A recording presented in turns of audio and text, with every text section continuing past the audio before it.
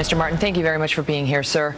Let me ask you about this, because this case now in Ferguson has become so charged, so full of racial tension and other tensions, as we saw in your son's case as well. Do you make room for the possibility that the officer involved in this case is not guilty of murder, but acted in self-defense?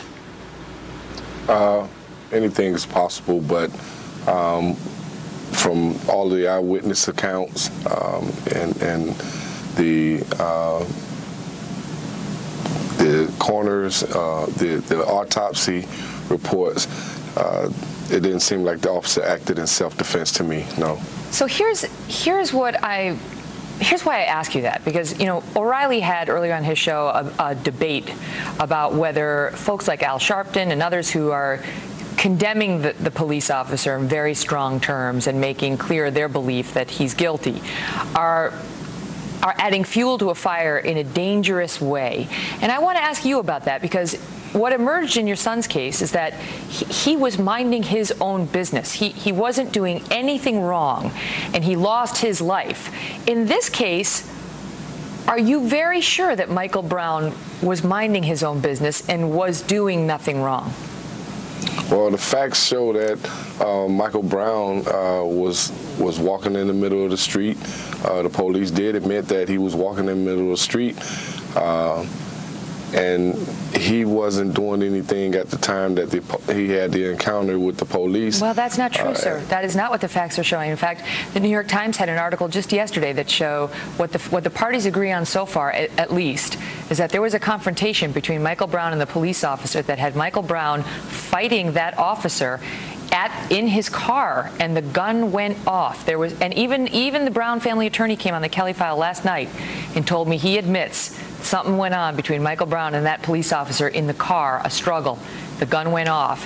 And so, you know, there may have been some culpability there. What happened after that is very much in question. You know, I practiced law for almost 10 years. And what I learned in those cases is that you just don't know. And in fact, in many of these cases, you never do know. You never know the truth. We do the best we can through the justice system. And I would imagine you, as a man who's been through a trial, you know, seeing the man who killed your son tried and acquitted for what I'm sure you believe was a murder. You know, definitely, we do the best we can with the system we have, but does it help to have people like Sharpton and others out there stoking the fires and making pronouncements before the process has played out? I really don't take it as they're starting a fire. I think they're there to bring attention, which is needed. You have to understand we're living in a modern day segregation, and who's going to be the voice for the Brown family? Who's going to be the voice for the Trayvon Martin family? You know, we honestly, Reverend Al Sharpton, Reverend Jesse Jackson, Jamal Bryant, all of these guys are bringing attention to what America is overlooking. Mm-hmm. But can they do that? I see your point, because, you know, there are many people out there who don't appreciate that, but can they do that without condemning the officer in this case? Can they talk about the racial tensions that exist in places like Ferguson and the distrust many in the black community have of the police, and explain why, you know, being pulled over more often, being harassed in their cars more often, whatever the evidence is that he wants to point to, instead of rhetoric like this? Let me just play the soundbite. This is one of many. We have had enough. The issue is how a young man with no deadly threat, no life-extenuating circumstances was shot multiple times. That's the issue, and that's the issue America's got to deal with. We don't want no double talking. We don't want no backsliding. We want to know where justice is. Go ahead, your thoughts, sir. I think that statement is true. We have had enough. When you look at it, we as a community, we are targeted. We are treated as second and third class citizens. We're not treated equal as other ethnicity groups. And so I understand exactly what Reverend Al Sharpton is saying. We have had enough in our communities.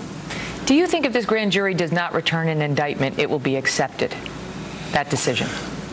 I think that either way is going to be tension. I can't say it's not going to be accepted. I look at my case, and I'm still not accepting the fact that there was an acquittal in our case because our son was murdered, and the state of Florida let a murderer go. Wow. So they prosecuted him. I mean, those prosecutors did their level best, but they didn't prove the case. I mean, the jury saw it differently. And they didn't prove the case. Right. I mean, but they tried, and there was a trial, and it played out, and a jury of George Zimmerman's peers listened to the evidence and came to the conclusion they did. And I know now you have a civil rights case potentially going forward, so we'll see that end of it play out as well. Listen, Mr. Martin, I appreciate you coming on, and I'm sorry for your loss, and I'm sure this brings up all sorts of pain and reminders for you. So all the best to you as you go through that as well. Thank you, man.